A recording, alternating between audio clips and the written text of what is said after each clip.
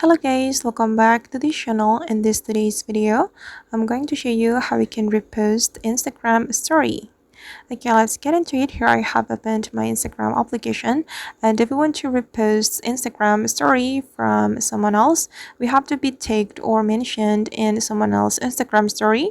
And after we have been mentioned or tagged, we will get the notification on our Instagram direct message. So first of all, we can go to our Instagram direct message, and as you can see, this is the account who mentioned me in a story, and I'm going to repost the story from this account.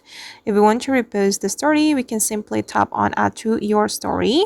And before we repost the story, we can edit the story first. We can add text, sticker, or music. And if you want to get the full screen, you just need to tap on the photo or the picture like this.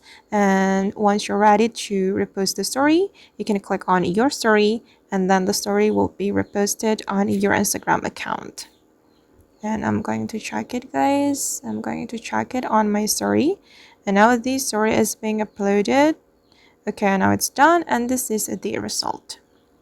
Alright guys, and that's how we can repost Instagram story. I hope this tutorial will be useful for you. Thank you so much for watching, and see you in the next video.